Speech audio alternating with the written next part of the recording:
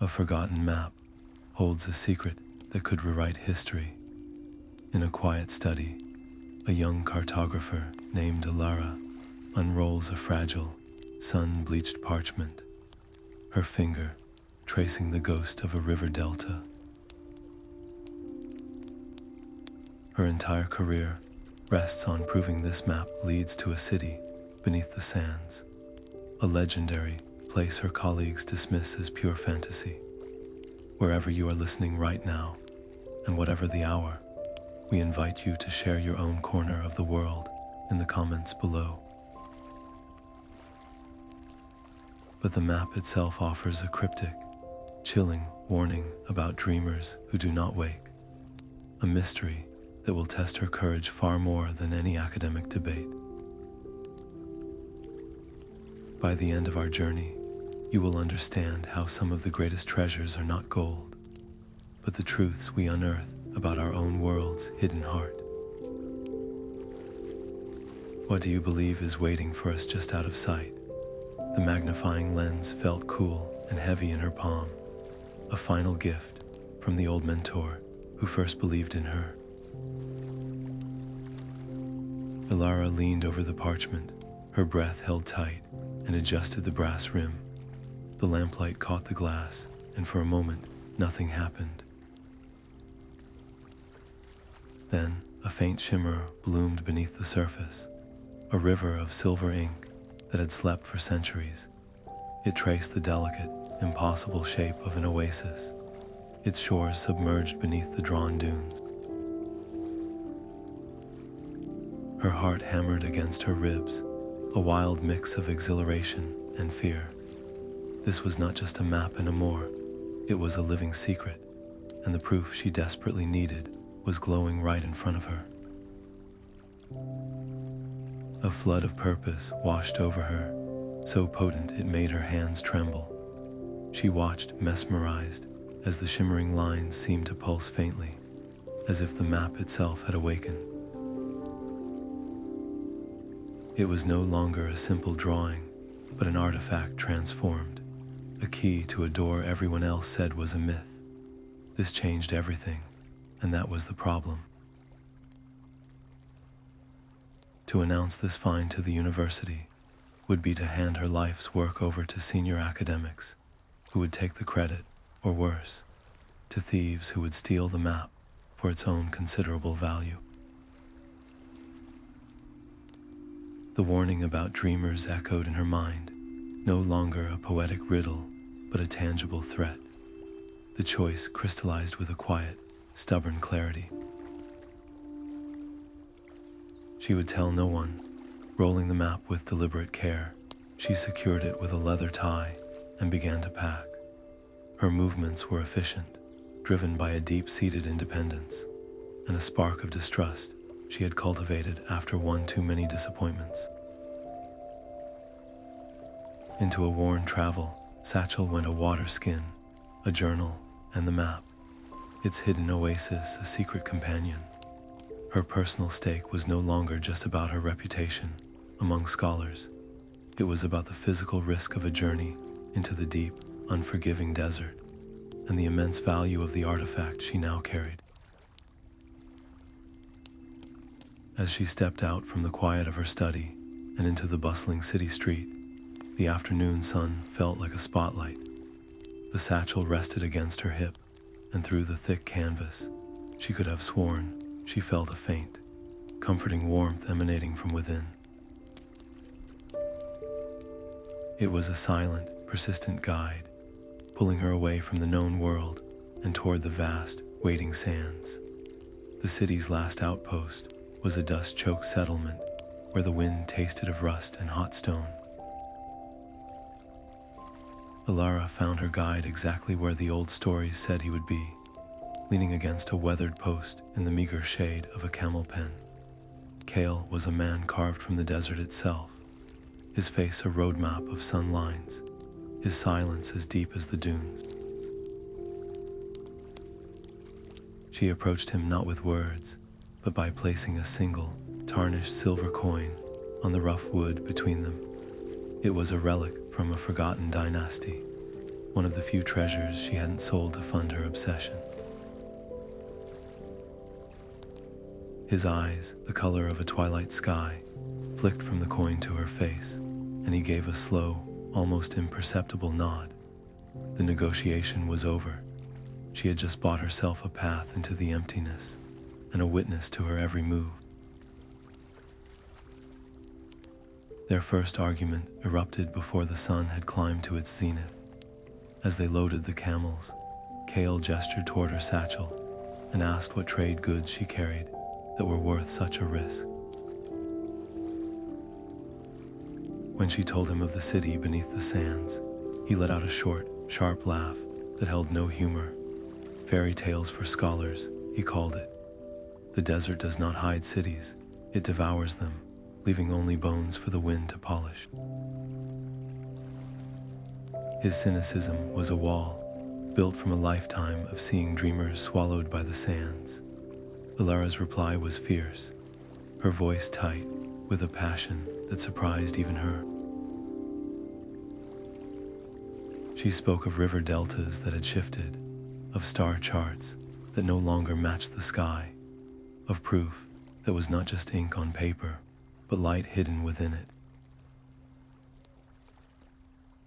She was not chasing a fairy tale. She was following a trail of evidence everyone else had chosen to ignore. His silence after her outburst felt heavier than his laughter. She watched him adjust a saddle strap, his movements economical and sure. He was her only link to survival out here. To demand blind faith was a fool's gamble. Taking a steadying breath, she made a choice. She did not show him the map, but she told him of the hidden ink, of the oasis that glowed only under a focused light. It was a calculated risk, a sliver of truth offered to build a bridge. This was no longer just about proving a theory to a university. It was about the very real, immediate danger of the journey, where a wrong turn or a moment of distrust could mean never being found. Their fates were now entwined. The first day's travel was a brutal lesson in scale. The horizon, an unbroken line of heat, shimmering gold. As the sun bled into the western sands, Kale led them to a stone ring, half buried in a dip between two great dunes. This was the Whispering Well, he said, its waters long since gone to dust. But as the cold of the desert night began to settle, a strange thing happened. The wind, funneled through the ancient stonework, began to hum. It was not a random noise, but a low, resonant melody that seemed to vibrate in the bones, a tune that felt older than the stones themselves. Ilara stood perfectly still, listening. It was the sound of a memory, a voice from a time when the sands were green, and it called to something deep within her. The melody held her, a single, unwavering note woven from the wind and stone.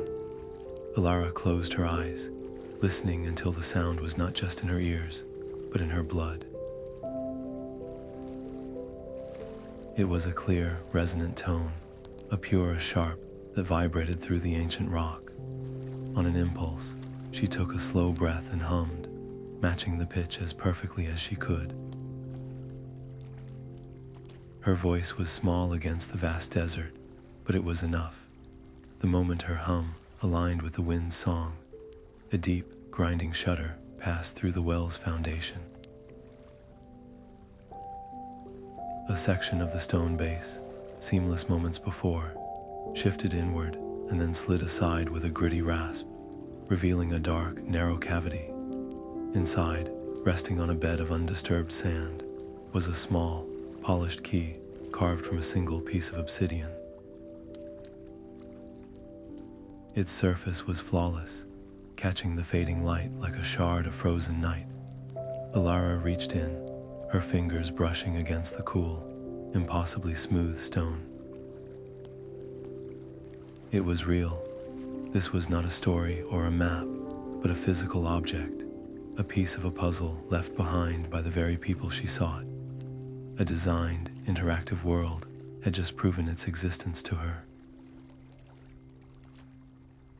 Kale took a sharp step back, his hand going to the knife at his belt. "Do not touch that." His voice was low, a tense whisper that cut through her wonder. Things of power are rarely left unguarded. This is a test, and failing it could mean more than just disappointment. His eyes scanned the empty dunes, as if expecting the very sand to rise up against them. His caution was a stark reminder of the real, physical dangers that myth so often concealed. But Alara's heart was pounding with a different kind of fear, the thrilling, terrifying fear of being right. This is not a trap, it is an invitation. She curled her fingers around the key, its cool weight a profound comfort. They left this for someone who could listen, who could hear the music in the silence. I will not ignore that call. Her decision was made. She was no longer just a scholar following a trail. She was an active participant in a story that had been waiting centuries for its next chapter. The quest had transformed, its goal sharpened from a vague search for ruins to the specific, tangible act of unlocking a door. This small black key was a direct link to the mythical, a promise made solid. As she tucked it safely into an inner pocket of her tunic, a new sensation bloomed against her skin. A gentle, persistent warmth began to emanate from the obsidian, a soft pulse that beat in a slow, steady rhythm, like a distant heartbeat. It was not her own. The key was alive with a quiet energy, and as they turned from the whispering well and moved deeper into the desolate sea of dunes, its gentle thrum became a silent compass, pulling them ever forward. The sky turned a sickly, bruised yellow in the space of a single breath. Kale's hand shot up, a sharp signal for silence, and Alara felt the air grow thick and heavy. Then the wind hit, a roaring wall of grit and fury that stole the breath from her lungs. It was not a gradual build, but an explosion of nature's raw power. He shouted a single word she couldn't hear over the gale, pointing toward a dark fissure in a nearby rock face. They fought their way toward it, dragging the panicked, bellowing camels into the narrow confines of the canyon, the world dissolving into a howling, ochre nightmare. Inside the relative shelter of the stone passage, the storm's voice became a deafening shriek. Sand poured over them like a liquid, stinging any exposed skin and filling the air with a choking dust. Their survival depended on a frantic, wordless collaboration. Kale used his brute strength to wrestle the terrified camels against the leeward wall, tying them down with practiced, desperate knots. Alara, her body shielding her satchel, scrambled to stack their supply crates into a fragile windbreak, her fingers fumbling with the straps as the gale tried to tear everything from her grasp. In a single, heart-stopping lull, a powerful gust ripped the satchel's flap open. The precious map, her life's work and their only guide, was snatched into the swirling chaos. A cry of pure terror tore from her throat. She lunged blindly after the fluttering parchment, her hands clawing at the air, but it was Kale who moved with the desert's own swiftness. He dove, his form a blur, and snatched the map from the air an instant before it would have been shredded against the canyon wall. He thrust it back into her hands, his eyes holding not reproach, but a shared, grim understanding of how close they had come to utter failure. When the storm finally passed, the silence it left behind was almost as deafening. They emerged into a world remade, The dunes had shifted into new, alien shapes, swallowing every familiar dune and rock spire they had used as markers. They were utterly lost, adrift in a sea of sand. Ilara unrolled her map with trembling hands, but its lines now seemed to point to a world that no longer existed. Her proof, her certainty, felt as fragile as the parchment it was drawn on. She looked at Kale, his face etched with a new layer of exhaustion, and made a quiet, monumental decision. She carefully re-rolled the map and secured it deep within her satchel. "I cannot read this new landscape," she said, her voice soft but clear. "I am following you." Kale simply nodded. That night, as the sky deepened to a velvet black, he pointed upward. He spoke not of constellations by their common names, but of the ancient desert travelers' terms, the Star River and the Shepherd's Staff. He showed her how their positions painted a clock in the heavens, a celestial map that no sandstorm could ever erase. His knowledge was not written on any parchment, but etched into the very fabric of the world. By trusting his guidance, Ilara was not abandoning her quest. She was finding a new way to navigate it. The immediate, desperate need to survive had forged a true partnership, binding them together more surely than any contract.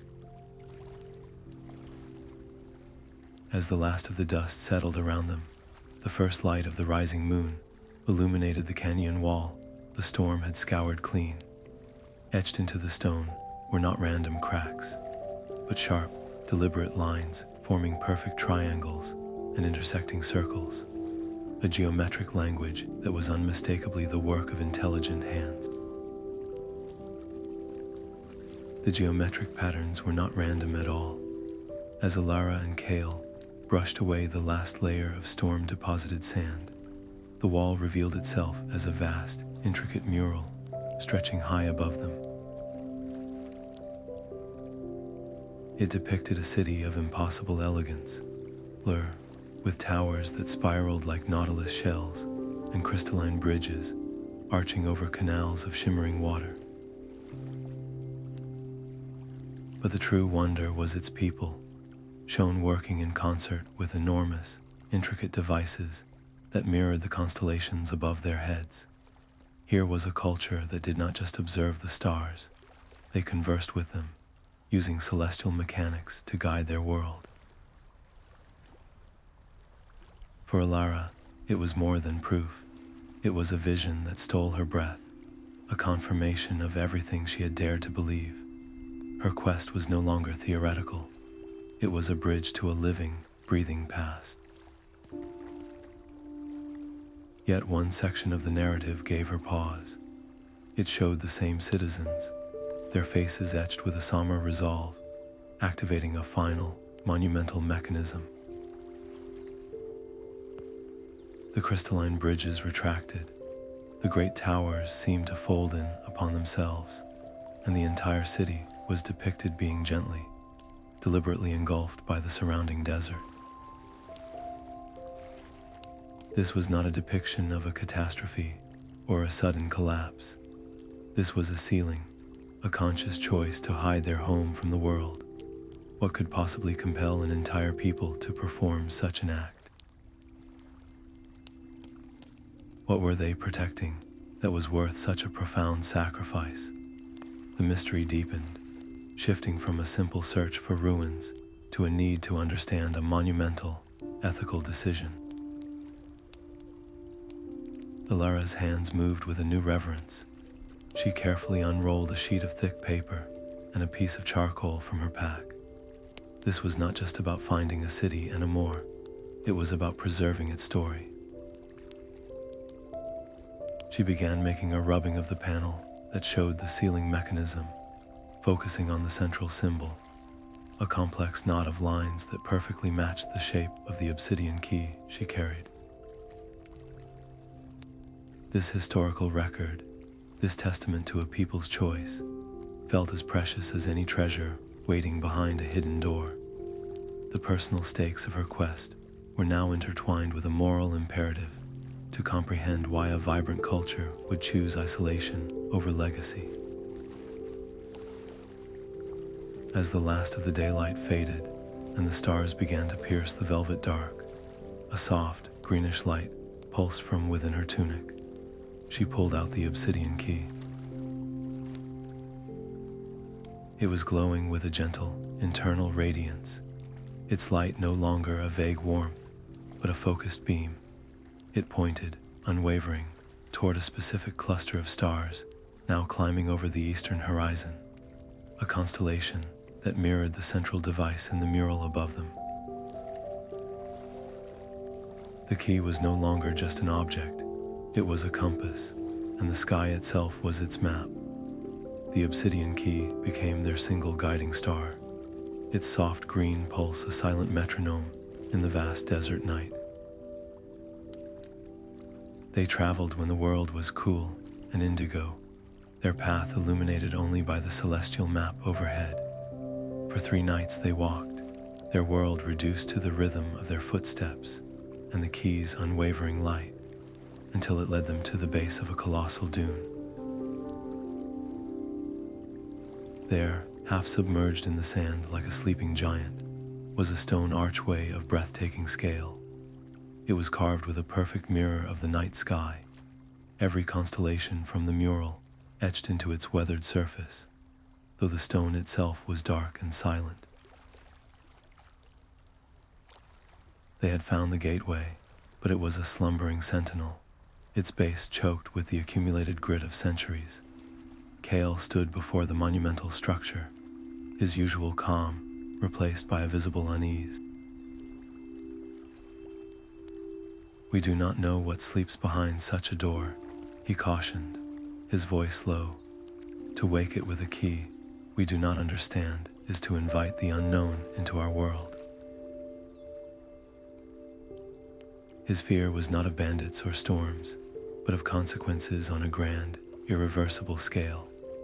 Alara placed a hand on the cool, carved stone, feeling the grooves of a long-forgotten constellation beneath her palm. Her heart hammered with a mixture of academic triumph and primal awe, but her voice was steady. To turn back now, after all they left for us, after the map and the key and the song in the well, would be to say their entire civilization was not worth remembering. "We are not grave robbers, we are their chosen audience." Her decision was a pivot point for them both. She would not dishonor the journey, or the dreamers who had ensured someone would one day find their way. The stakes were no longer about personal validation or even survival, but about the responsibility that comes with discovery. They were no longer just seeking a lost city, they were standing at its threshold, poised to awaken it. With a shared resolve that transcended their differences, they began the back-breaking work of clearing the sand. They used their hands, their water skins as makeshift buckets, and pieces of broken pack saddles as shovels, laboring through the night as the stars wheeled slowly overhead. It was a physical testament to their commitment, a final effort to earn the right to step through. As the last heavy burden of sand was pulled from the archway's base, the carved stars began to drink in the moonlight. A faint silver luminescence bloomed along the etched lines, tracing the shapes of bears and serpents and hunters in the sky, until the entire archway was outlined in a soft, ethereal glow. The archway's central constellation held a star-like depression, its edges worn smooth by time. Alara's hand was steady as she pressed the Obsidian Key into the slot. For one breathless second, nothing happened. Then a deep, resonant hum bloomed from the stone, a vibration that traveled up through the soles of her boots and into her bones. The sand at their feet began to dance and shift, the world itself trembling in response to the awakened mechanism. The carved stars on the archway flared with a light that was not silver, but a brilliant, warm gold, and the air filled with a shower of soft, shimmering particles that felt like warm rain. The desert dissolved around them, not in a violent lurch, but in a gentle, overwhelming wave of radiance. The solid ground vanished from beneath her feet, replaced by a sensation of floating, of being unmade and carried on a river of pure light. Then, as suddenly as it began, the light was gone. Ilara stumbled, her knees buckling as solid, cool stone met her boots. She was standing in a small, perfectly circular chamber, its walls seamless and dark.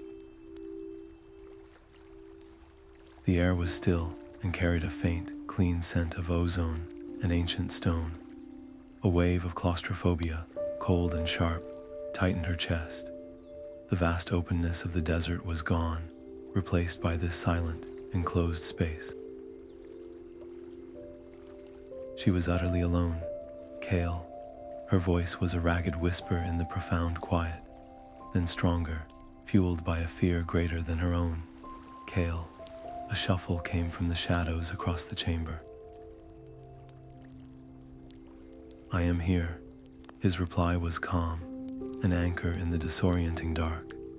The simple sound of his voice broke the spell of her panic, the shared reality of their situation pushing back the walls. They were not just discoverers anymore. They were intruders in a place that had slept for millennia, and their only tether to the world above was each other. The stakes had irrevocably shifted, the challenge no longer about finding the city, but about navigating its mysteries and, ultimately, finding their way back out. As their eyes adjusted, a gentle, pervasive light began to bloom from the walls themselves, as if the stone was waking from a long dream.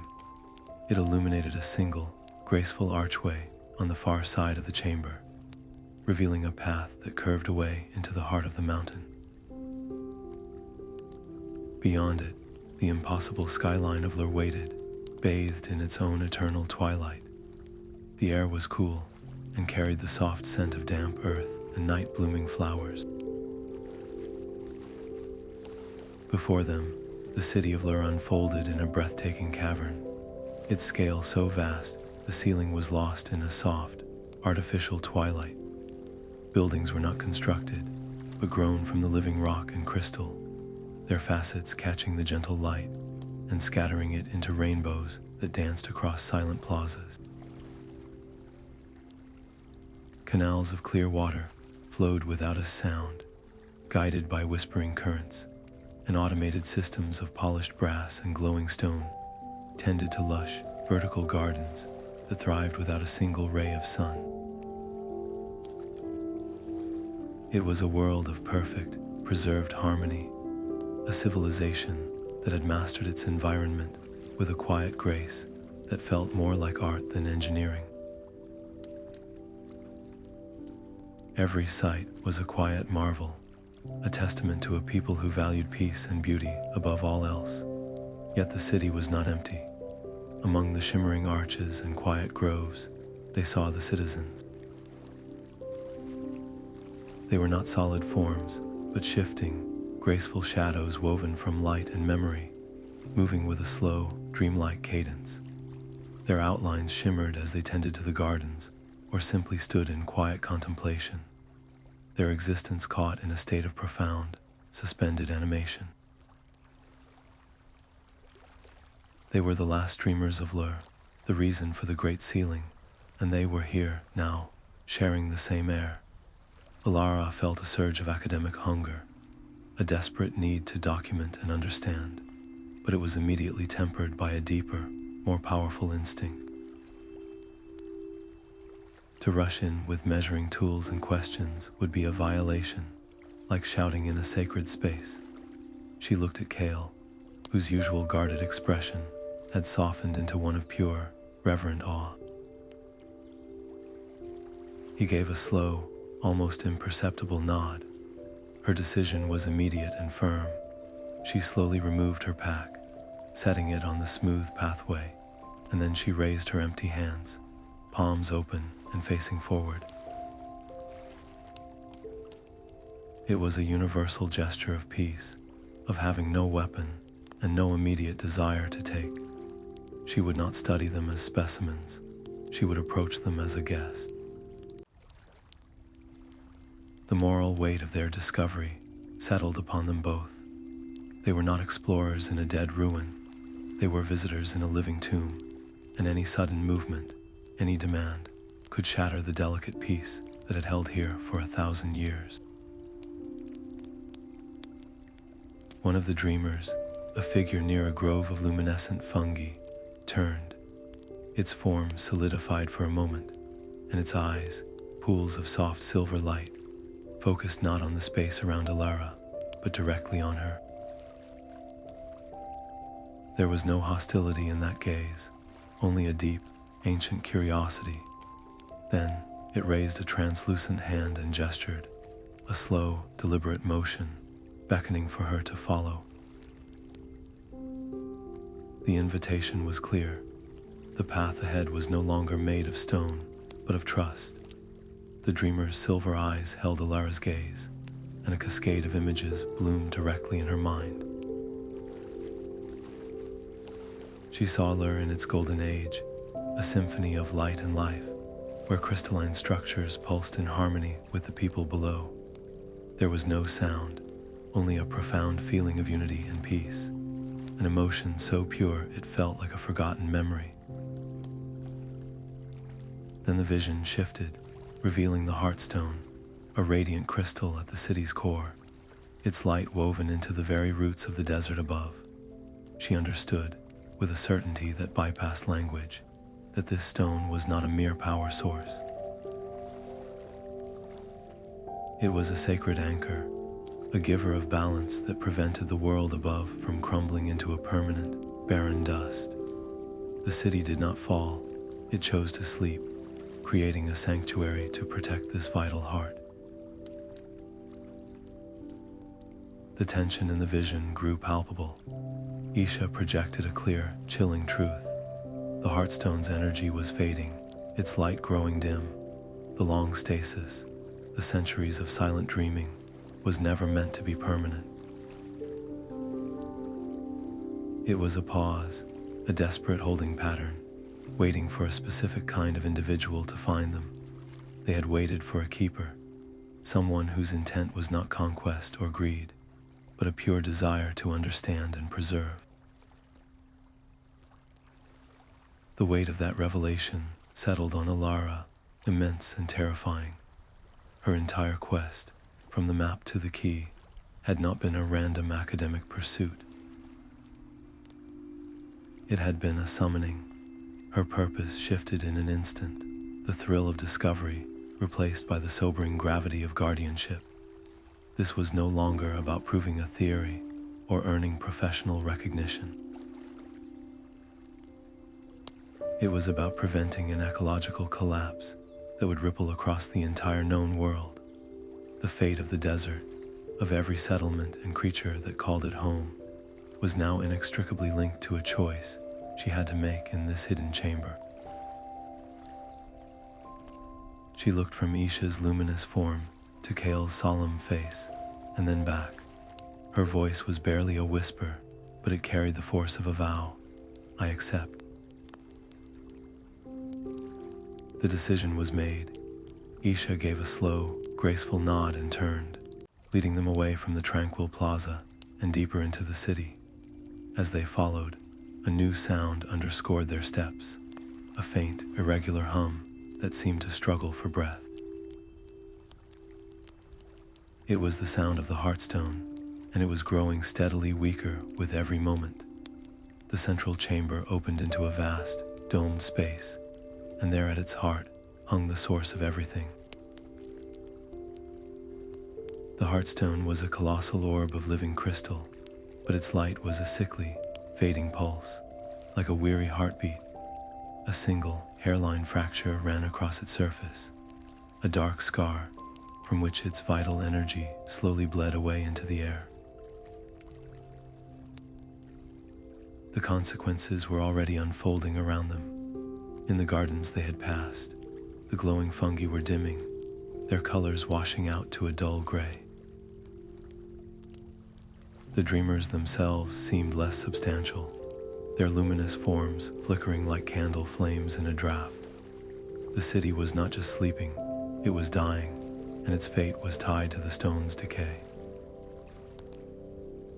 Isha turned, and another vision filled their minds.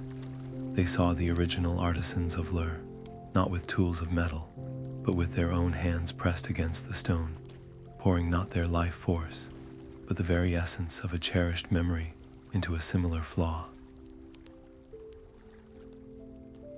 The method was clear, a sacred mending that required a voluntary sacrifice, the gift of a profound and personal joy to fill the crack and restore the balance. It was a repair that demanded a piece of one's own soul. Alara did not hesitate. She thought of the old cartographer who had seen potential in a stubborn young student.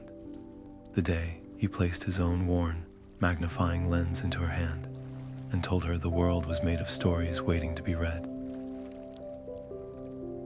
That memory was the foundation of her entire life's work, a warmth that had fueled her through every moment of doubt. To give it up would be to lose a part of herself she held most dear. But she looked at the fading dreamers and thought of the desert world above turning to dust. Some wonders are not found, they are sustained, she said, her voice steady. I offer this memory. It is the truest thing I have. As she stepped forward, raising her hands toward the fractured stone, a deep, groaning rumble shook the very floor beneath their feet. Dust rained from the ceiling high above. The instability of the cavern, stressed by the failing heartstone, was now threatening a complete and catastrophic collapse. A sharp crack echoed through the chamber, followed by the terrifying sound of shattering crystal. A massive shard of the ceiling, a beautiful but deadly stalactite, plunged downward and exploded against the floor mere steps from where they stood. The entire cavern groaned in protest, a deep, grinding roar that promised more destruction to come. They were trapped, the entrance now sealed by a mountain of fallen rock and glittering debris. Kale's instincts took over immediately. He shoved Alara toward the relative cover of the Heartstone's massive base, his eyes scanning the fracturing ceiling for the next point of failure. We need to brace the supports, or we will be crushed before you can even begin your work, he shouted over the cacophony, his voice tight with urgency. Alara's gaze was locked on the fractured stone, its light flickering wildly. If I do not mend this now, it will not matter how well we brace the ceiling. The whole mountain will come down on us. Their conflict was a perfect storm of practicality and faith, each path essential, yet mutually exclusive in the moment. In that heartbeat of chaos, a profound understanding passed between them. She could not do both, and neither could he. Alara made her choice. She met his eyes and gave a single, sharp nod. I trust you. Keep the sky from falling. With that, she turned her back on the physical danger, placing their survival entirely in his hands. Kale did not hesitate. He spotted a massive, ornate pillar that had partially sheared from its moorings, its slow, grinding descent threatening to bring down a whole section of the dome. He threw his weight against it, his muscles straining, a lone figure holding back the crushing weight of a dying world. Alara closed her eyes, blocking out the roar of collapsing stone and the shower of crystalline dust. She placed her palms flat against the cool, fractured surface of the Heartstone. Her mind reached for the memory, the warm, golden light of her mentor's belief, and prepared to let it go forever. The warmth of her mentor's belief flowed from her mind like a river of liquid gold. Alara visualized every detail: the dusty scent of his study, the way his eyes crinkled at the corners when he smiled, the profound weight of his trust as he passed her the magnifying lens. She held the memory for one last, precious second, a perfect, shimmering jewel of her past, and then she let it go, pushing it from her very being into the fractured crystal.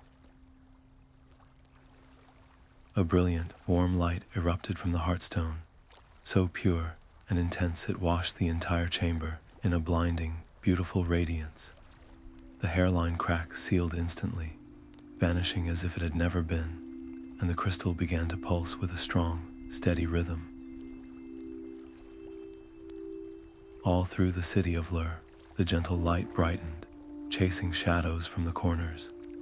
The dreamers who had been fading into mist solidified, their luminous forms gaining substance and a new, vibrant energy. A wave of profound relief and shared joy washed through the cavern, a silent chorus of gratitude. But for Alara, the moment was deeply bittersweet.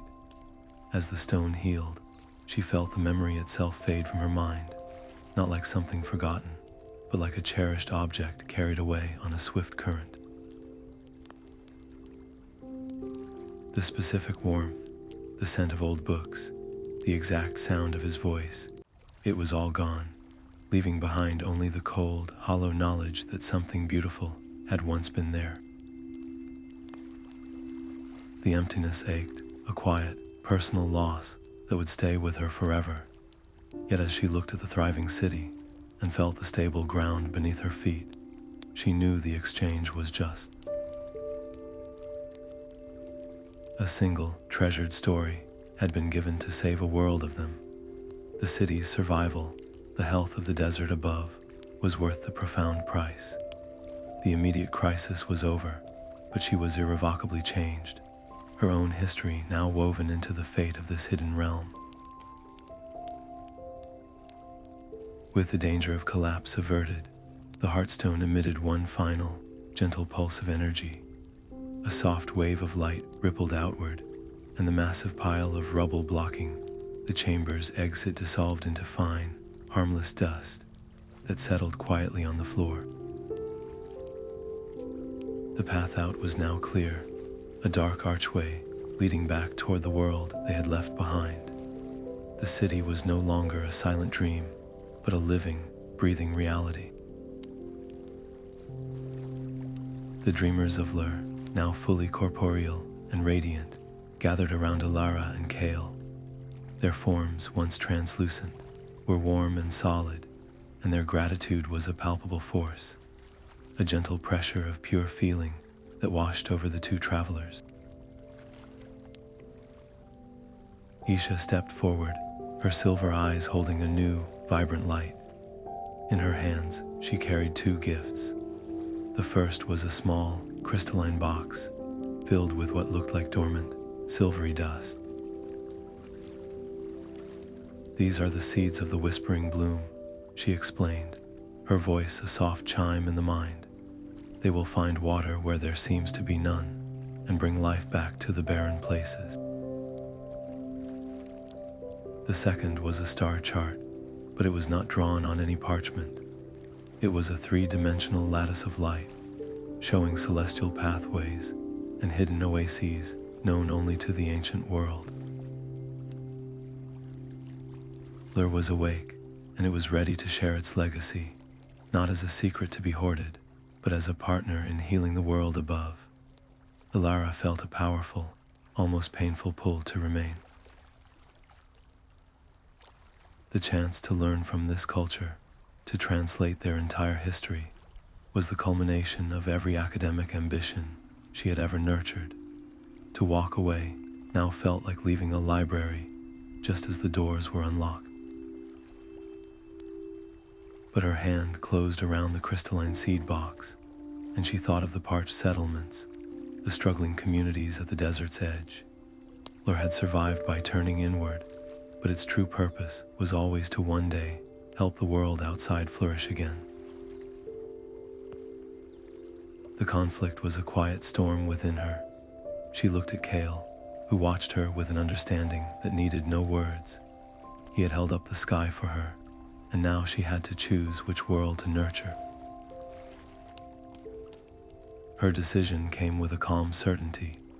"We must return," she said, her voice clear and firm. "Your greatest gift is not a sanctuary for us, but the chance to restore the lands above." This knowledge is a seed itself, and it must be planted where the sun can reach it. The success of their entire journey now hinged on this next, fragile step.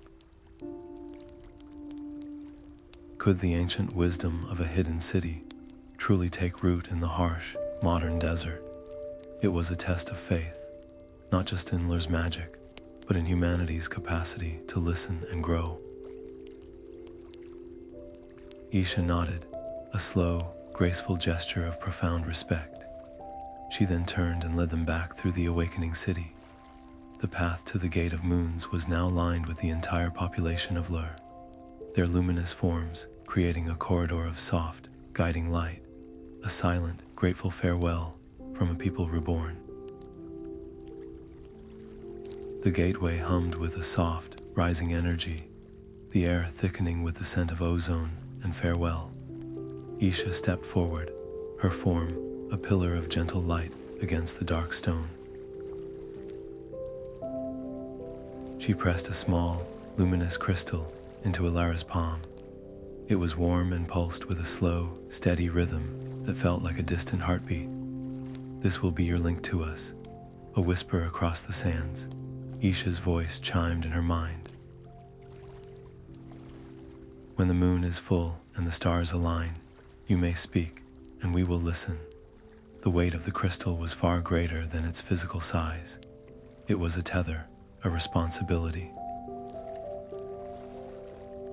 Alara was no longer just the woman who found a lost city. She was its appointed voice to the world above, a keeper of the delicate balance between the hidden and the seen. The role settled on her shoulders, immense and permanent. Looking back at the serene, glowing plazas of Lure, a profound ache bloomed in her chest.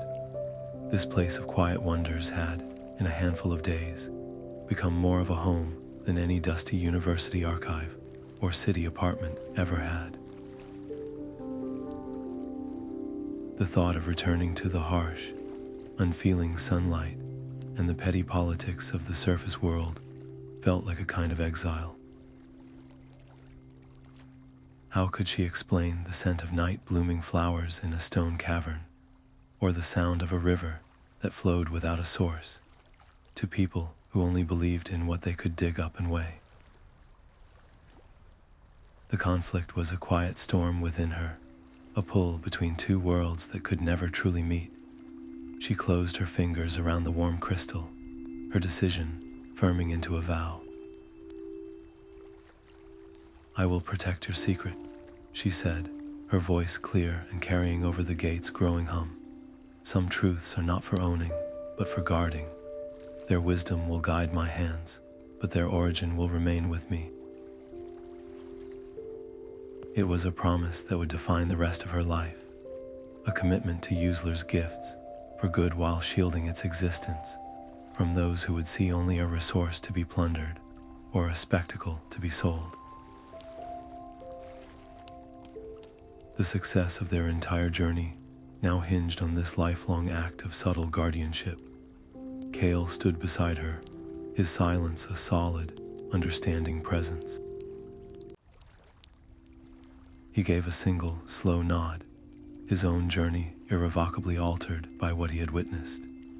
Isha and the other dreamers raised their hands in a final, graceful gesture of blessing. The Gate of Moons flared, its carved constellations blazing with white gold light. The world dissolved into a silent, brilliant radiance, the cool, scented air of Lur replaced in an instant by the familiar, dry heat of the desert night. They stood once more under a canopy of countless stars, the colossal archway behind them dark and still, its secret once more held safe within the stone. The desert air was cool and still, the deep violet of pre-dawn softening the edges of the dunes. They emerged from the silent archway to find their camels dozing peacefully nearby, as if only a moment had passed. The world was exactly as they had left it, yet they were not the same people who had entered. A profound quiet settled between them, filled with the memory of impossible gardens and the weight of the small, warm crystal in Alara's palm. Her triumph was real, a quiet thrum of accomplishment, but it was shadowed by a distinct and personal emptiness. She reached for the memory of her mentor's face, for the specific warmth of that pivotal day, and found only a smooth, featureless space in her mind where a cherished story had once lived. The loss was a quiet, persistent ache, the price of a world saved. Without a word, she walked to the dry, cracked earth near the whispering well. From the crystalline box, she took a single, silvery seed and pressed it gently into the ground.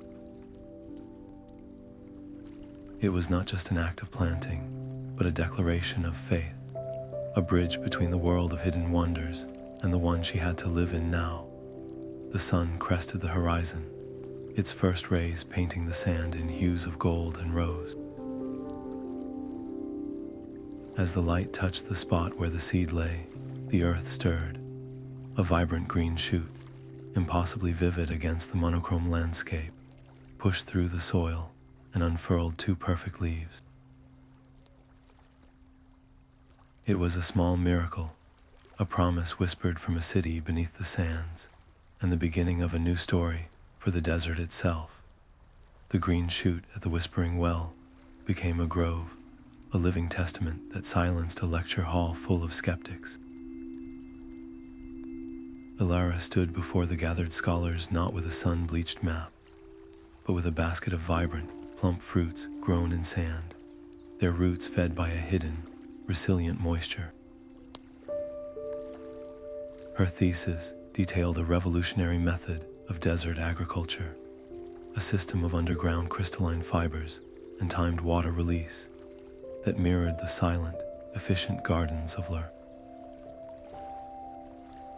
The room, once a fortress of academic dismissal, fell into a stunned hush, then erupted into a wave of astonished applause.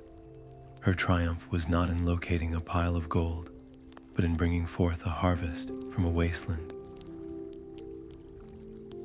The acclaim was immediate and overwhelming, a validation she had spent her entire career chasing. Yet the victory was swiftly shadowed by a more persistent kind of inquiry. Senior colleagues, their eyes alight with a new, calculating curiosity, pressed her for the source of this radical knowledge. Where exactly had she conducted her research? What ancient texts had she uncovered? Alara felt the weight of the warm crystal in her pocket, a constant reminder of her vow. She met their probing gazes with a calm she did not entirely feel. She explained that some discoveries are less about a specific location and more about understanding a forgotten principle, a different way of seeing the world.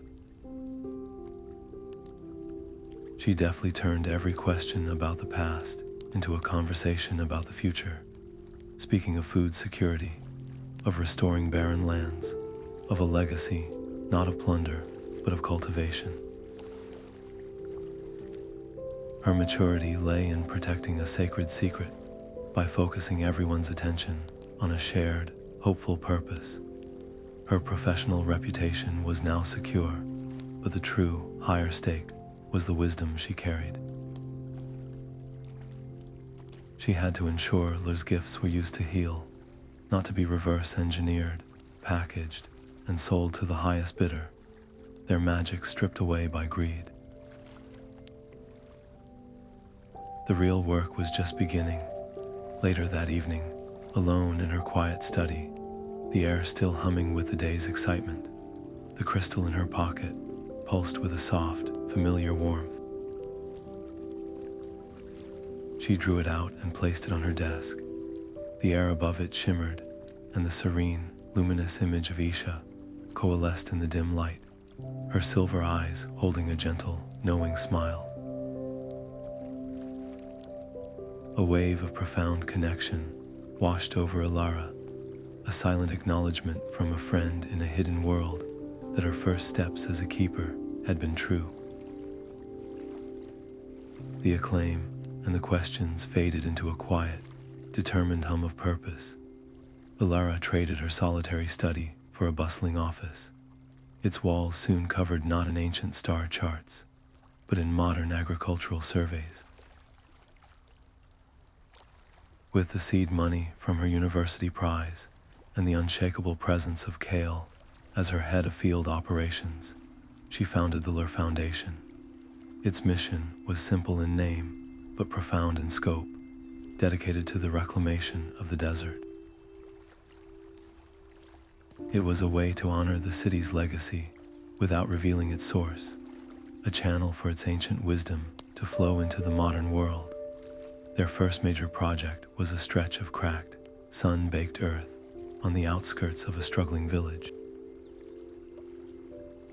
The local landowners watched, their arms crossed with deep skepticism, as Kale's team laid down grids of what looked like fragile glass threads, following a pattern that felt more like music than irrigation.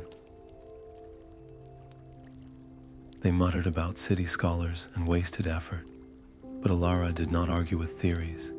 She simply worked, side by side with the villagers, her hands as dirty as theirs. She knew that trust, like a desert bloom, could not be rushed. It had to be earned through patient, tangible proof. Weeks later, the first green shoots pushed through the barren soil, not as a struggling patch, but as a thriving, vibrant carpet of life. The sight of actual food, growing where only dust had swirled for a generation, was an argument no one could refute. The stakes of their work were no longer academic. They were measured in the health of children and the future of entire communities. Every successful harvest was a quiet victory, every failed crop due to a misjudged soil type, a sobering lesson. During a late-night planning session, surrounded by maps marked with their growing network of green zones, Kale rested his finger on a vast, blank area. "This region has no name the maps can agree on," he said, his voice low and thoughtful. "The traders who pass its edges tell stories of hearing bells on the wind, though no one can find their source." He looked at Alara, his twilight eyes holding a familiar, knowing glint. The desert, it seems, has more than one secret to share. The worn leather of her old travel satchel felt familiar in her hands as she finally cleared a space for it on a high shelf. A gentle shake to dislodge the dust sent a faint rustle from within its main compartment.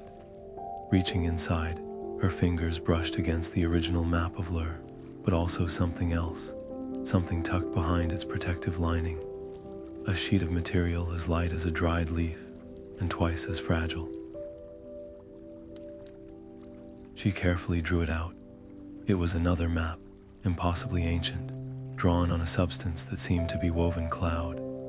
It depicted not dunes and riverbeds, but swirling atmospheric currents and a city of delicate spires floating among permanent storm clouds, a place the script named Ithra. Her breath caught. Lur was not a singular miracle, but part of a constellation. The call of the unknown, a siren song she thought had been tempered by responsibility, surged through her with the force of a desert gale. Here was a new mystery, a new realm waiting in the sky, and the urge to follow its trails was a physical ache. Yet her gaze drifted from the ethereal map to the window, where the morning sun illuminated the busy courtyard of the Lur Foundation. She could see Kale speaking with a group of farmers, pointing to the vibrant green rows of a new test plot. Her work here was not done, it was growing, its roots deepening into the lives of the communities they served. To abandon it now for another quest felt like a betrayal of a different, equally sacred vow. The conflict was a quiet tug of war in her soul, the cartographer's heart warring with the keeper's conscience. She made her decision not in a grand moment of declaration, but with a slow, deliberate breath. She would not choose one path over the other. She would walk them both. The Foundation's work would continue as her primary anchor, her days dedicated to the tangible, life-giving magic of turning sand to soil. But her private study would once again become a place of quiet exploration, her evenings spent deciphering the cloud script of Ithra. It was a commitment to an integrated life, where her duty to the world she lived in would be balanced by her connection to the worlds hidden from it. Later that evening, she unrolled the fragile map on the large oak table in her office. Kale entered, his brow furrowed with the day's logistical concerns, but his expression shifted the moment he saw the shimmering parchment. He leaned in, his calloused finger hovering over the floating city. A slow smile, the one she remembered from the edge of the great dunes, spread across his face. His eyes held not the weight of their responsibilities, but the clear, bright light of the old excitement, ready for whatever horizon lay ahead. The old cartographer's house smelled of lemon polish and drying herbs, a scent as comforting as a well-worn glove.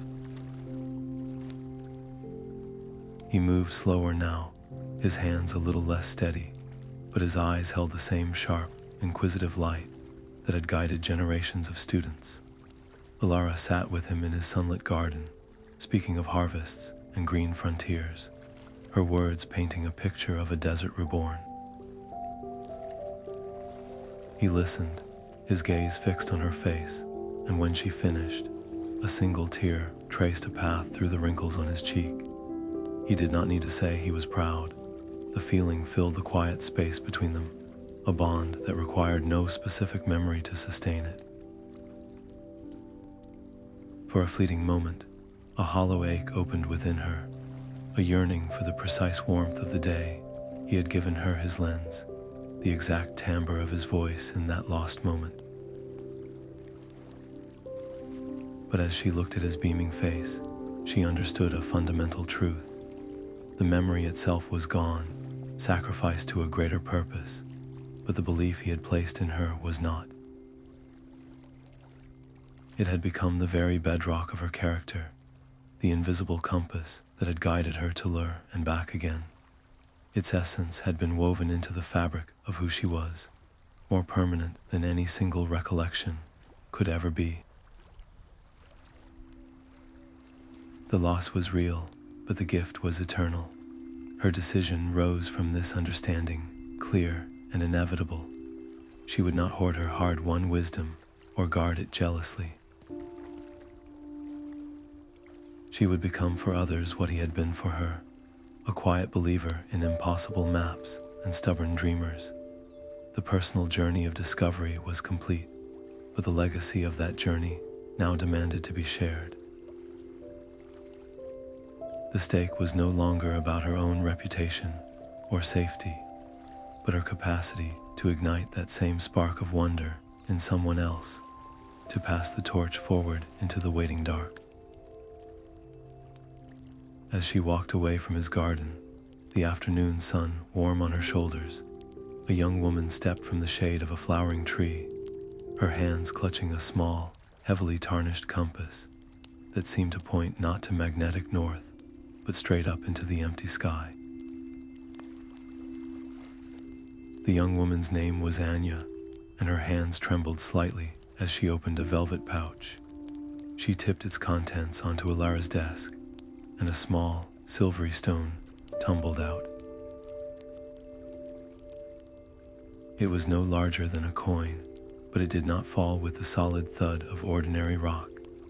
It seemed to hesitate in the air for a fraction of a second, landing on the wooden surface with a whisper-soft touch. Anya explained she had found it while hiking a treacherous mountain pass, a place where the winds howled with a voice of their own. She pointed to the new map of Ithra, her eyes wide with a hopeful, burning curiosity. Could this be a piece of that floating city? Alara's breath caught. She recognized the description from the intricate star charts of Lur, which spoke of a rare material called sky iron, a metal that remembered its home in the high atmosphere and subtly resisted the Earth's pull.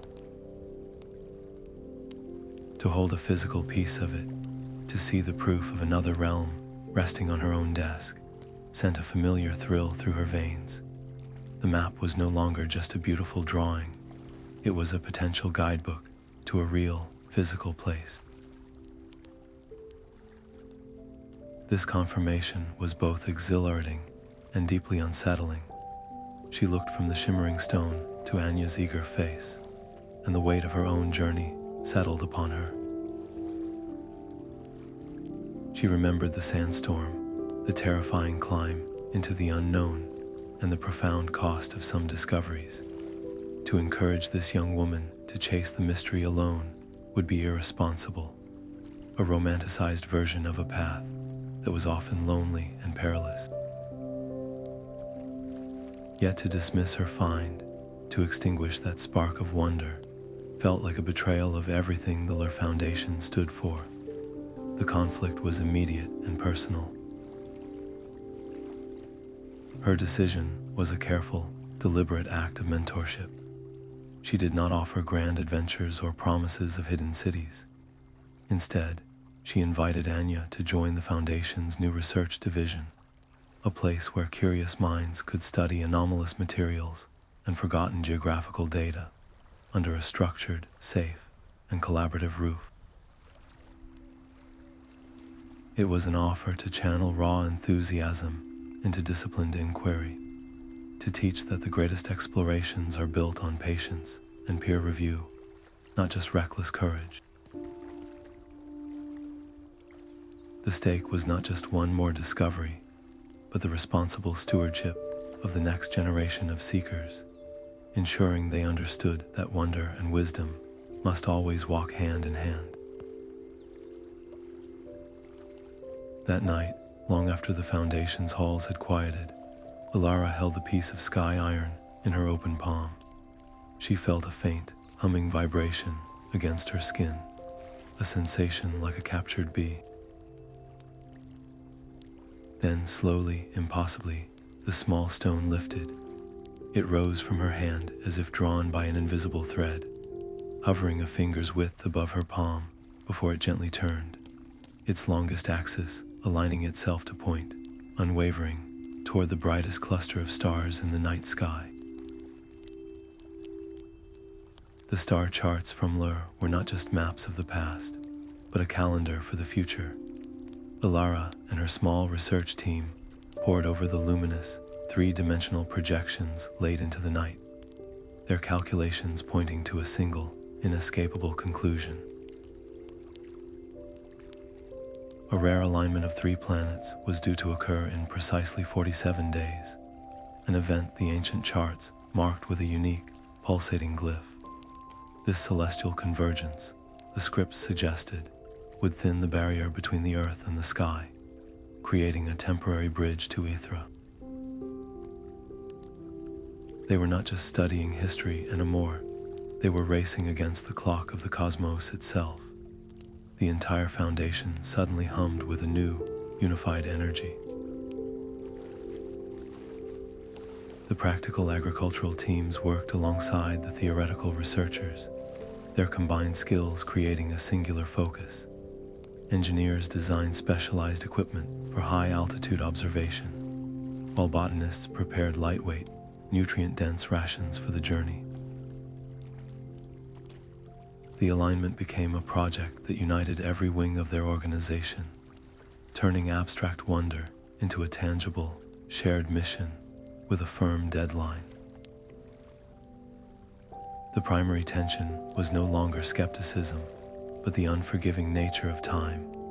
The planetary window would last for less than 6 hours, and the only vantage point clear enough for a clear view was a treacherous, remote peak known as the Sun Singer's Eyrie. The preparation was a logistical puzzle of immense complexity, requiring perfect timing, specialized gear, and flawless coordination. A single miscalculation or a delayed supply shipment could mean missing the event entirely. After a long, quiet evening reviewing the risks, Alara made her decision. She would lead a team of only 4, including Kale and the promising young researcher Anya. It was a small, trusted group that could move quickly and quietly, minimizing exposure and maximizing their chances of success. The stakes were now crystal clear. If they failed, the next viable alignment was years away, a delay that felt like an eternity when the proof of a floating city was so tantalizingly close. The pressure to get every detail right was a constant, humming presence in the Foundation's halls. As they finalized their packing, checking and rechecking each item on the meticulously crafted list, the piece of sky iron resting on Alara's desk began to glow. Its soft silver light brightened to a brilliant, steady white, and a clear, high-pitched hum filled the room, resonating in harmony with the approaching dance of the planets. The stone was not just a guide, it was an alarm clock, and time was finally up. The wind at the Sun Singer's Eyrie did not blow, it screamed, a furious gale trying to claw the very rock from the mountain. They had reached the summit with lungs burning and muscles trembling, only to be met by this primal force. The precious observation equipment, a tripod, and a delicate spectral lens, shuddered violently on the narrow stone platform, their metal legs skittering toward the abyss with every fresh blast. Alara threw her body weight against the tripod, her shout ripped away by the storm. They had crossed a continent and scaled a peak against time itself, only to be defeated by the air itself. In that frantic, desperate moment, it was Anya who moved. Her voice was a determined cry against the wind's roar. The ropes. We can use the climbing ropes. She did not wait for permission, her fingers, already raw from the ascent, working with a frantic, brilliant speed. She uncoiled their sturdy lifelines, weaving a complex net of tensile knots that anchored the trembling instruments directly to the most solid outcroppings on the peak. It was a web of security born of necessity, a perfect fusion of a climber's instinct and a scholar's precision. As she pulled the final knot tight, the tripod settled, held firm against the gale's fury. Alara met the young woman's eyes, and in that shared glance was a world of understanding, a passing of the torch, and a surge of profound, fierce pride. The crisis was averted, but the celestial clock was still ticking. Their breath came in ragged clouds, their bodies pushed to the absolute limit, the drama of survival, eclipsed only by the cosmic event, beginning to unfold directly above their heads. Then, as if a switch had been thrown, the screaming wind simply ceased. The sudden silence was as shocking as the storm had been, leaving only the thin, cold air and the vast, dark tapestry of the night sky. And in that perfect quiet, the stars themselves began to move. 3 distant stars swelled from pinpricks into brilliant, overlapping discs of silver, gold, and violet. Their combined light washed over the mountain peak, and the piece of sky iron tore itself from Alara's grasp. It hung in the air, spinning, and from its core erupted a lattice of pure light, a blueprint of impossible geometry that etched itself onto the cloud ceiling above. The clouds themselves obeyed, swirling and coalescing, hardening into a staircase of shimmering vapor and solidified moonlight. It was a gateway, a path that spiraled upward into the heart of the sky, each step a promise and a question. The silence was absolute, broken only by the frantic beating of their own hearts. This was not a door to be opened, but a road to be walked, and it defied every law of the world they knew. The beauty of the sight was matched only by its sheer terror. The staircase had no railings, no visible support, a ribbon of light suspended over an abyss that dropped away to a world grown small and distant. To place a foot on that first step was to surrender all logic, to trust a myth with your entire weight and your very life. Kale's hand found Alara's arm, not to hold her back, but to steady them both. His face was a mask of stark wonder, his every survival instinct screaming at the impossibility before them. The air hummed with a palpable energy, a vibration that spoke of ancient power and fleeting time. The alignment would not last, and the choice had to be made now. Alara closed her eyes for a single heartbeat, not to block out the vision, but to feel for the truth she had carried since Lur. She remembered the warmth of the heartstone, the trust in Isha's silver eyes, the feeling of a world designed not for chaos, but for harmony. This was the same language, written in light instead of crystal. Her faith was not blind, it was earned. She met Kale's worried gaze, her own filled with a calm certainty. "I have walked this path before in a different form," she said, her voice barely a whisper, yet carrying over the silent peak. "I trust the architects." Her decision was an act of pure courage. She turned from the solid rock of the mountain and stepped onto the first shimmering stair. Her boot met not empty air, but a surface with the firm, cool resilience of polished quartz. A wave of relief so potent it made her knees weak washed through her. The staircase held. It was real. The immediate, mortal danger of a fatal fall was replaced by the dizzying reality of their ascent. They were leaving the earth behind, climbing into a legend. One by one, they followed, their footsteps silent on the luminous path. The world below receded, the mountain peak shrinking to a mere pebble, the deserts and forests becoming a patterned tapestry woven in greens and browns. With every step, the air grew thinner and purer, and the familiar blue of the sky deepened to a velvety indigo. They were climbing above the weather, above the very atmosphere, into a realm that should not exist. And as they crested the final curve of the spiraling stair, the vista that opened before them stole the breath from their lungs. The ground beneath their feet was a living carpet of cloud, dense and resilient as moss. They stood at the edge of a city, woven from the sky itself, where towers spiraled from solidified mist and delicate bridges arched between floating islands. Graceful beings moved through the air, their forms streamlined and light, gliding on gentle currents as naturally as fish through water. These were the Arthurians, and they descended now, surrounding the travelers in a silent, fluid circle.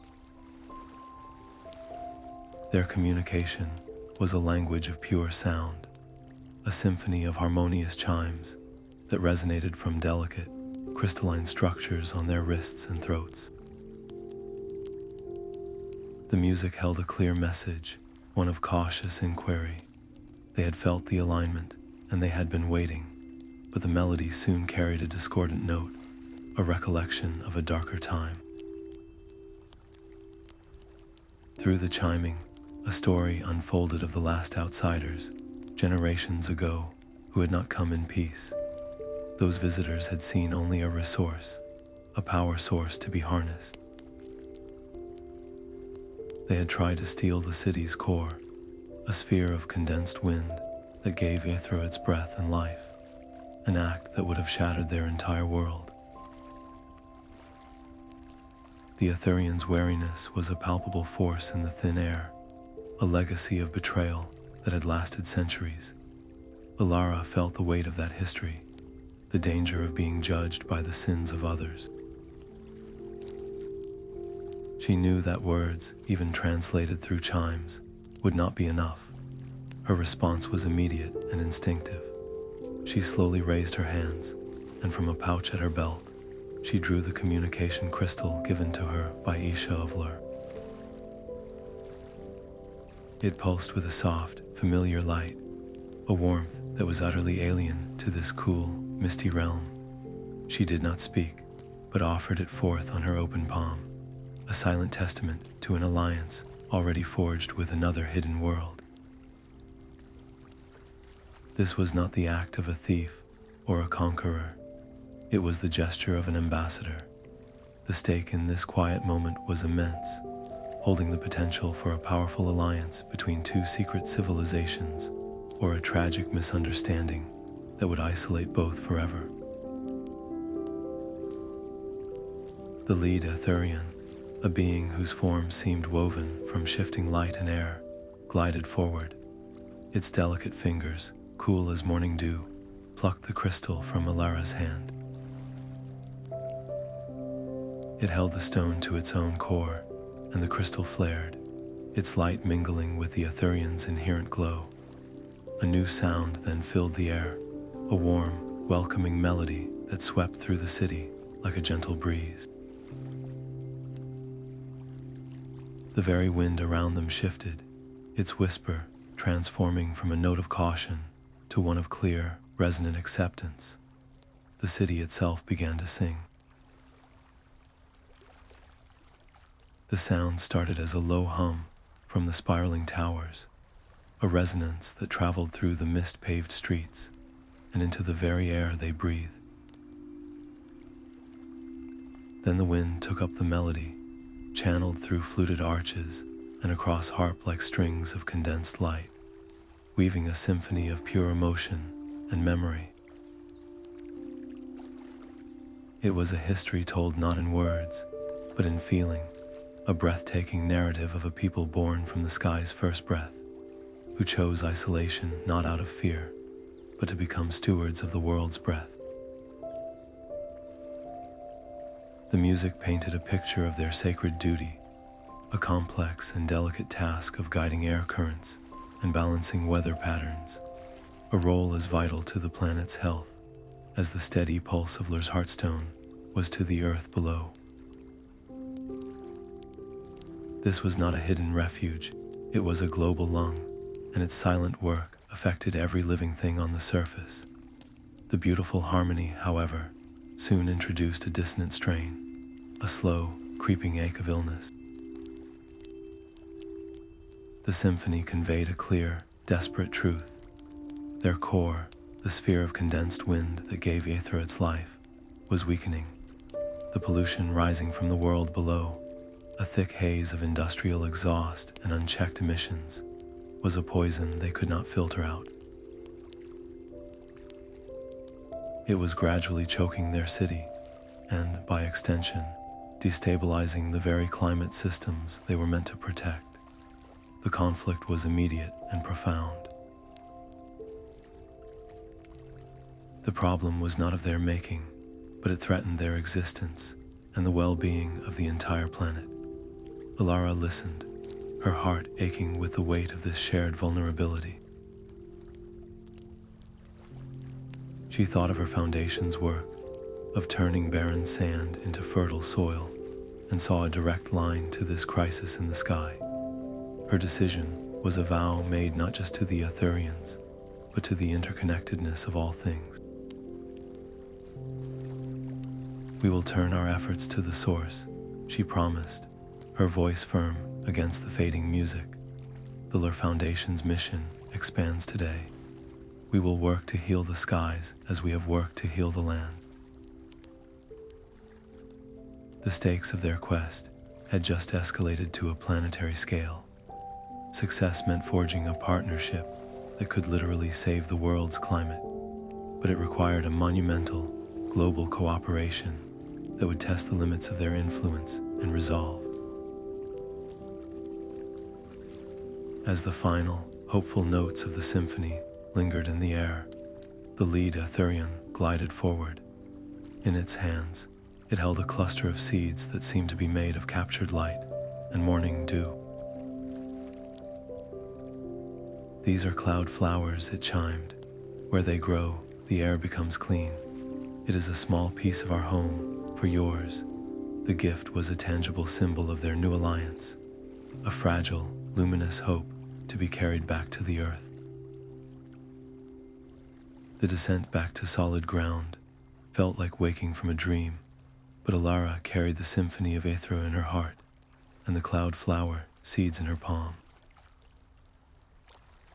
The Foundation's headquarters, once a quiet hub for desert agriculture, transformed almost overnight. New wings were dedicated to atmospheric science, their walls soon covered with maps of global air currents and diagrams for experimental filtration systems. The first pilot project launched in a city where the sky was a permanent, gritty gray, with the luminous seeds planted in rooftop gardens. Within weeks, the air around those buildings grew noticeably clearer, a small pocket of breathable freshness in the urban haze.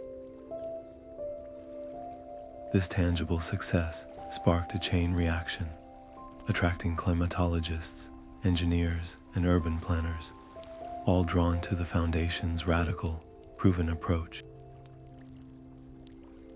Their network for planetary care became a living entity, its influence stretching across borders.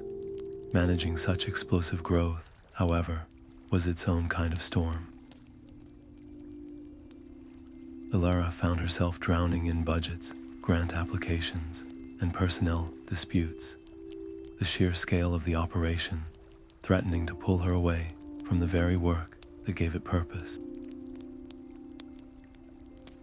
The administrative headaches were a constant, low-grade hum of frustration. One evening, surrounded by a mountain of unsigned paperwork, she made a quiet, pivotal decision. She called Kale and the young researcher, Anya, into her office. She promoted Kale to director of field operations, his innate calm and practical wisdom making him perfect for managing the global teams.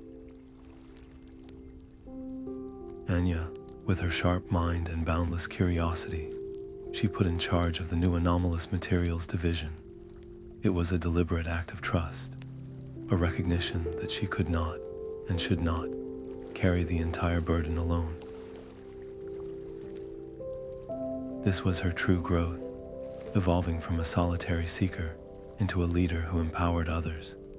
The well-being of two hidden realms and the surface world they nurtured was now a responsibility shared by this expanding circle of dedicated individuals. They had embraced a mission of impossible scope, and its success depended entirely on their ability to work as one. During a crowded global conference call, as project leads from a dozen time zones reported their progress, a geologist from a remote mountain range broke in. His voice crackled with excitement.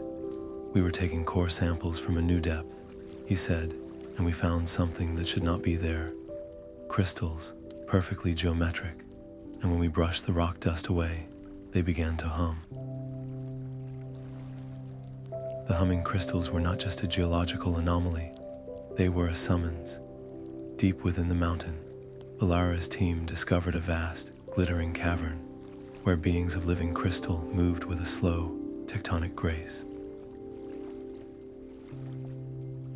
These were the geodians of the crystalline deep, and their purpose was as immense as the stone they inhabited. They were the planet's stabilizers, their very existence regulating the slow drift of continents and the deep, fiery pulse of the mantle. The discovery of this third realm completed a trinity of guardians, each one tending to a vital system of the world: earth, sky, and the living heart. The implications were staggering. They were no longer just a foundation. They were the surface connection in a network of ancient, planetary stewardship. The consequence was immediate and profound. A council was formed, uniting the serene dreamers of Lur, the fluid Etherians of the sky, and the patient Geodians of the deep, with Alara acting as the official ambassador for the surface world. It was a united front for the planet's health, a dream of cosmic cooperation, yet the sheer complexity of coordinating such different cultures was immense. The Etherians communicated in symphonic chimes, the Geodians in resonant, subsonic hums felt in the bones, and the Lyrians in silent, empathic visions. Translating not just language, but entire ways of being was a constant, delicate challenge. Worse, whispers began to surface among world governments. Some leaders view the hidden realms not as partners, but as a threat to their sovereignty, a shadowy power they could not control. Suspicion grew, threatening to shatter the fragile alliance before it could even begin. Alara understood that trust could not be built through reports or intermediaries. Her decision was to convene a grand meeting, a gathering of all the realms at a neutral, sacred site, a high mountain valley where the earth met the sky, a place revered by local cultures for generations. She did not force a rigid agenda. Instead, she created a space for shared experience, allowing the Geodians to share the deep, comforting hum of the planet's stability, the Etherians to weave a melody of the upper winds, and the Lyrians to project images of their harmonious gardens.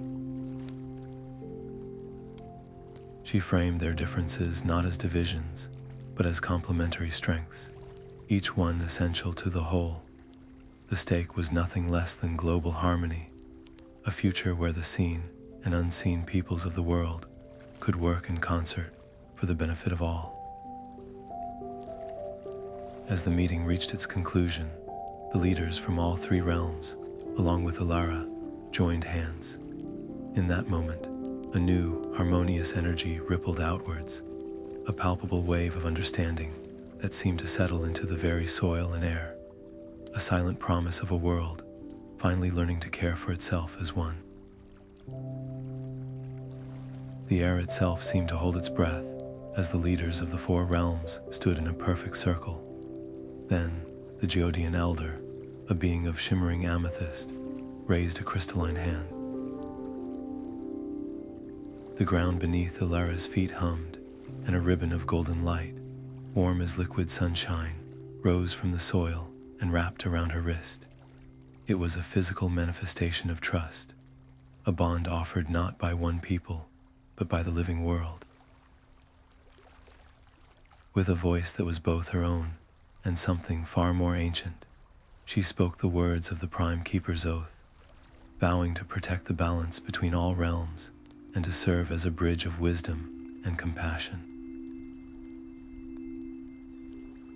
The moment the final syllable left her lips, the light sank into her skin, and she felt the vow settle into her soul, not as a weight, but as a quiet, permanent hum, a new layer of her very being.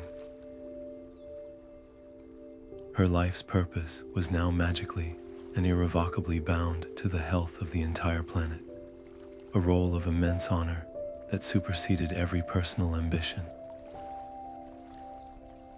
This profound connection, however, came with a difficult condition.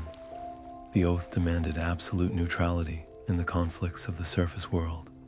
She could guide and advise, but she could never take a side, even when her heart ached to do so. Soon after her return, she was petitioned by two neighboring nations, locked in a bitter dispute over a river's course. One side's cause felt overwhelmingly just, and every instinct screamed at her to leverage her newfound influence. But to intervene would be to shatter the trust of the hidden realms, who saw all surface dwellers as one people under her care. The tension was a cold knot in her chest, a struggle between her human heart and her keeper's duty. After a long, silent night of reflection, she made her choice.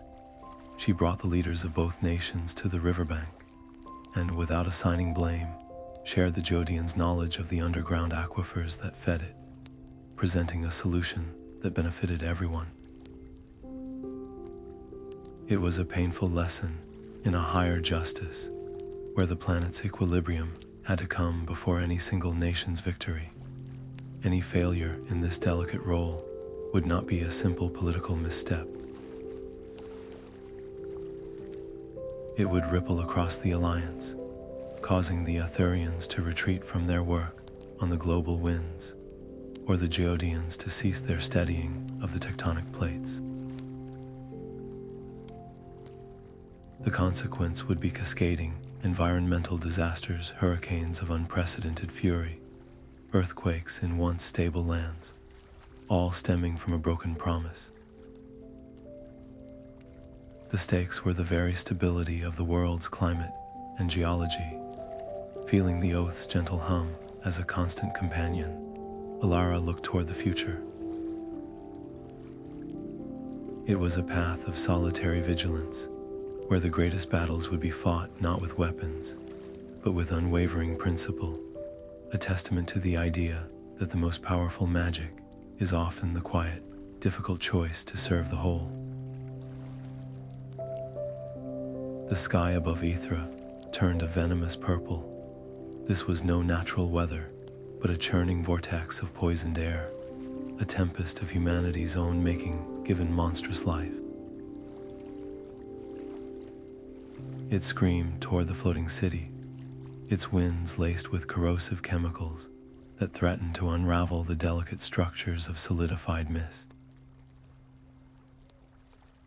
Far below, in the cavern of Lur, the heartstone flickered in sympathetic distress, its steady pulse faltering as the very air it helped balance was poisoned. The alliance, so newly formed, faced its first true test, and failure would mean the collapse of two worlds. Alara stood at the communications hub, the voices of the realm leaders a symphony of urgency in her mind. The solution was as dangerous as the storm itself. They would have to perform a synchronized ritual, a planetary-scale act of healing that required each realm to willingly sacrifice a fragment of its own core energy. The Arthurians would guide the storm's fury. The Geodians would anchor the ritual with the planet's own deep stability, and Lur's heartstone would provide the pure, cleansing power. But to ask for such a gift, to risk the very essence of their civilizations, was a burden that made her hands tremble. Could she truly ask the Geodians, beings of patient eternity, to give up a piece of their timeless strength for a problem they did not create? Her request was met not with refusal, but with a resonant, subsonic hum that vibrated through the Foundation's very foundations. The Geodian elders' response was simple. The instability of the sky creates instability in the deep. We are not separate. The cost of inaction is greater than the cost of the gift. This profound understanding unified them. The ritual began not with a shout, but with a hum. The Geodians focused their energy, and a deep, grounding calm spread across the world, steadying the trembling earth beneath the storm. The Ithurians then rose as one, their bodies becoming living conduits, weaving a lattice of harmonious wind to contain the vortex's chaotic rage. Finally, Ilara, acting as the channel, placed her hands upon a relay crystal linked to Lur. She felt the Heartstone's immense power flow into her, a river of pure light, and directed it upward through the Ithurian's lattice. The result was a breathtaking aurora of cleansing energy that washed through the toxic storm. The purple haze dissolved into a shower of gentle, warm rain that smelled of ozone and fresh soil. The cost was real. In Lur, the Heartstone's light dimmed perceptibly, and the dreamers moved with a new, gentle fatigue. In Aethra, the city's song softened to a whisper, and in the deep, the crystals hummed at a slightly lower pitch. They had each given something precious, a permanent piece of their power, to save the whole. In the quiet that followed, as the clean winds of Aethra once again carried the scent of cloud flowers, a new truth settled over the Alliance. Their survival was no longer a matter of isolated sanctuaries, but a single, intertwined fate. The storm had been a brutal lesson and a triumphant proof. The world could only heal when all of its guardians, seen and unseen, chose to breathe as one.